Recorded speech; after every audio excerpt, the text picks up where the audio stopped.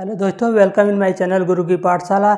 आइए चक्रवृद्धि ब्याज के क्रम को आगे बढ़ाते हुए इसके पहले वाले वीडियो में हम लोग कॉन्सेप्ट की बात कर चुके थे और ये देख लिए थे कि कहाँ से फार्मूला कहाँ से ठीक आता है और कॉन्सेप्ट क्या होता है। और बिना कॉन्सेप्ट के सवाल को समझना बहुत मुश्किल है। लेकिन आइए आज हम लोग कुछ अलग वाले कॉन्सेप्ट से लगाते हैं जो एक तरीका आप एग्ज़ाम में प्रयोग करेंगे। आज वह विधि है जिससे आप एग्ज़ाम को में सवाल को हल करेंगे, क्योंकि एग्जाम में सवाल जब हल करेंगे तो आप पूरा सब कुछ कॉन्सेप्ट से चलेंगे तो सवाल लगाना लेंदी और टाइम टेकन हो जाएगा। आइए क्वेश्चन देखते हैं, बात आपको बखूबी समझ में आएगी। कोई धन चक्रवृद्धि ब्याज की दर से 2 वर्ष में 600 रुपया तथा 3 वर्ष में 624 रुपया हो जाता है तो ब्याज की दर ज्ञात करना है। आपको क्या कर रहा है, कोई धन रहा होगा वो 2 वर्ष में 600 रुपया हो जा रहा है और वही धन 3 वर्ष में 2 वर्ष और 3 वर्ष में 624 रुपया हो जाता है। तो देखिए क्या कर रहा है कि वह धन 2 वर्ष में 600 और 3 वर्ष में 624 रुपया हो जाता है। तो देखिए यह धन जो है 2 वर्ष में, पहले वो 2 वर्ष में 600 रुपया हुआ होगा, अगले 1 वर्ष में, ये डायरेक्ट 3 वर्ष में 624 नहीं हुआ होगा, पहले 1 वर्ष में कुछ हुआ होगा, फिर 2 वर्ष में हुआ होगा, फिर 3 वर्ष में हुआ होगा। तो 2 वर्ष में ये हुआ होगा 600 रुपया और अगले 1 वर्ष में 624 रुपया होगा।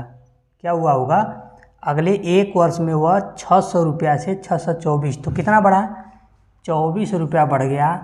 किसके सापेक्ष, 600 के सापेक्ष। और दर के लिए 100 का गुणा कर देते हैं तो 100 6 चौके 24, 4% वार्षिक हो गया हमारा ब्याज की दर हो गया। तो हम लोग एग्जाम में सीधे सीधे ऐसे लगाएंगे, तो ये सब करने की भी ज़रूरत नहीं पड़ेगी, आप सवाल को मौखिक ही लगा देंगे कि 2 वर्ष में 600 रुपया और 3 वर्ष में 624 रुपया हो गया। तो पहले वह 2 वर्ष में 600 हुआ होगा, अगले 1 वर्ष में 600 से 624 रुपया हुआ होगा और सीधे 624 रुपया बढ़ेगा 600 के सापेक्ष, इसलिए 100 के सापेक्ष हम लोग सवाल को लगा देंगे। आइए देखते हैं अगला क्वेश्चन। देखिए, कोई धन चक्रवृद्धि ब्याज की दर से प्रथम वर्ष के अंत में 650 तथा द्वितीय वर्ष के अंत में 673 रुपया हो गया। तो धन रहा होगा वो क्या हुआ, पहले वर्ष 1 वर्ष के अंत में कितना रुपया होगा, 650 रुपया। और फिर क्या कह रहा है कि दूसरे वर्ष यही धन दूसरे वर्ष के अंत में 676 रुपया हो गया, ये दूसरे वर्ष के अंत में। तो यह धन डायरेक्ट 2 वर्ष में 676 नहीं हुआ होगा, 1 वर्ष के अंत में 650, दूसरे वर्ष के अंत में 676। तो पहले क्या हुआ, यह धन 1 वर्ष में 650 हुआ होगा, फिर वह अगले 1 वर्ष में 650 से 676 रुपया हो गया होगा। कितना बढ़ा, घटा दीजिए तो हो गया 26 रुपया बढ़ेगा। देखिए 650 को घटा दीजिए, 676 में से 26 रुपया बढ़ेगा, किसके सापेक्ष, 650 के सापेक्ष, इसलिए 100 के सापेक्ष। प्रतिशत निकालने के लिए, ब्याज की दर ज्ञात करने के लिए 100 का गुणा कर देते हैं, उसको हल कर देंगे 26 बटे 650 गुणे 100, इसको हल कर दीजिए, बस बात बन जाएगी। देखिए काट दीजिए, 0 से 0 एक ठो कट गया, 13 दूनी के 26, 13 पाँचे 65, 13 पाँचे 65, 5 दूनी के 10, 2 दूनी के 4% वार्षिक, यही हो गया हमारा दर। तो देखिए कितना आसान सवाल है, कितना अच्छे सवाल लग रही है। तो एग्जाम में हम लोग सीधे सीधे मौखिक सवाल कर देंगे। आइए अगला क्वेश्चन देखते हैं। 3 नंबर का रहा है, किस वार्षिक चक्रवृद्धि ब्याज की दर से कोई धन 2 वर्ष में स्वयं का 25/16 गुना हो जाता है। तो कह रहा है ब्याज की दर से कोई धन स्वयं का 25/16 गुना हो जाता है। तो कह रहा है चक्रवृद्धि मिश्र धन की बात कर रहा है। ये क्या हो रहा है, पी का 25/16 गुना हो गया। तो ए और पी में क्या संबंध हो गया, ए और पी में संबंध हो गया 25/16। तो हम लोग यही तो करते हैं, मूलधन और मिश्रधन का अनुपात ज्ञात करते हैं या संबंध ज्ञात करते हैं। इसका मतलब पी, ए और पी का अनुपात क्या हो गया, 16 मूलधन है तो मिश्रधन 25। ए कितने वर्षों में, 2 वर्ष में 16 रुपया कितना हो गया, 25 रुपया हो गया। 1 वर्ष में क्या होगा, वर्गमूल निकाल देंगे तो 16 के 4 हो गया, 1 वर्ष में ये 5 हो गया। तो देखिए 4 रुपया 1 वर्ष में 5 रुपया हो जाएगा उसी दर से। तो हम लोग को क्या ज्ञात करना है, ब्याज की दर ज्ञात करना है। तो 4 रुपया 1 वर्ष में 5 रुपया हो जा रहा है। कितना बढ़ रहा है, 1 रुपया बढ़ रहा है 4 के सापेक्ष, इसलिए दर निकालने के लिए 100 का गुणा कर देंगे, 4 का भाग दे दीजिए, 25% वार्षिक हो गया हमारा दर। देखिए कितनी आसानी सवाल लग रही है। आइए अगला क्वेश्चन देखते हैं। क्वेश्चन नंबर 4 कह रहा है एक निश्चित धनराशि 2 भागों में 7 वर्ष तथा 10 वर्ष के लिए 16/2/3 वर्ष चक्रवृद्धि ब्याज पर निवेश किया गया। यदि दोनों निवेशों का अंतर 2540 रुपया हो तो कुल निवेशित धन ज्ञात कीजिए।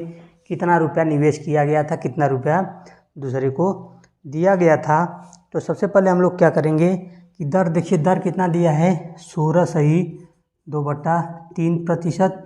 इसको भिन्न में बदल लीजिए, 16 3 48 2 50/3, 50/3 गुणे 100%, के लिए 100 का गुणा हो गया कितना, 1/6।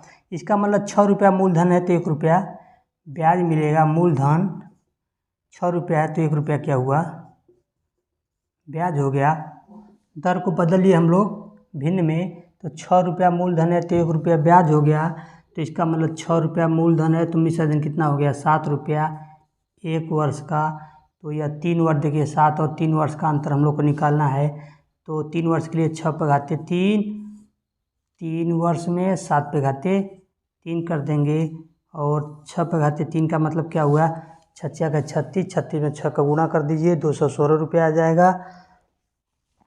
216 ये आपको याद होना चाहिए, और 7 का क्यूब हो गया जाएगा 343 रुपया। ये बात आप देखिए कि धन जो रहा भी हुआ, कोई धन रहा होगा तो वह धन पहले निवेश किया गया 7 वर्ष के लिए, तो कोई अमाउंट मिला होगा, मिश्रधन मिला होगा। वह धन फिर निवेश किया गया 10 वर्ष के लिए, तो वहीं सेम अमाउंट मिला होगा।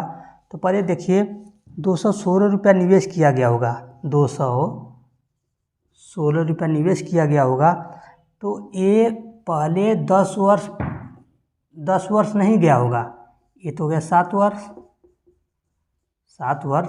और 216 सीधे ये नहीं मिला होगा, 216 रुपया 343 रुपया 3 वर्ष में, प्रथम 3 वर्ष में, ये 10 वर्ष है तो ये 3 वर्ष में ये आकर के 343 रुपया हुआ होगा 3 वर्ष में।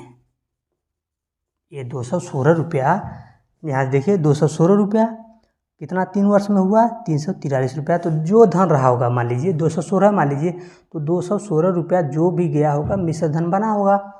और 216 रुपया 10 वर्ष के लिए निवेश किया होगा तो वो जो अमाउंट मिला होगा।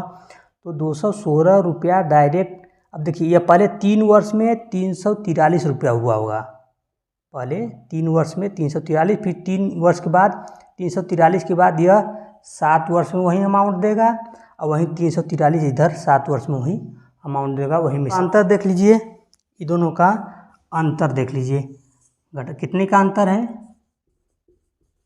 घटा दीजिए, अंतर कर दीजिए, दोनों का घटा दीजिए तो 127 रुपया आ गया। कितना आएगा, 127 रुपया घटा देंगे। तो यही 127 रुपया, दोनों निवेश कितना है, 216 रुपया और 343 रुपया। तो अंतर 127 रुपया, यही अंतर 2540 के बराबर है। कितने के बराबर है, 2540 के बराबर है। तो 127 रुपया बराबर है 2540 के, चूँकि इसलिए 1 के 1 बराबर कितना हो जाएगा, भाग दे दीजिए 20।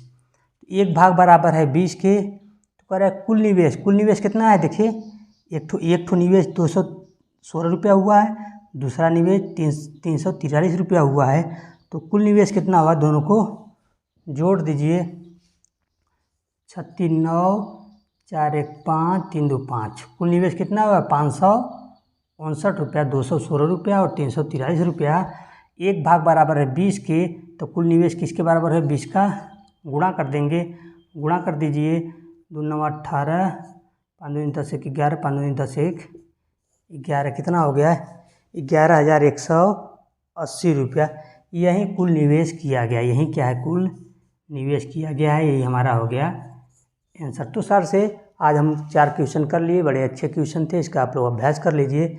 तो आज के वीडियो में बस इतना ही। हमारे वीडियो को लाइक करिए, शेयर करिए और सब्सक्राइब करना ना भूलें। बहुत बहुत धन्यवाद।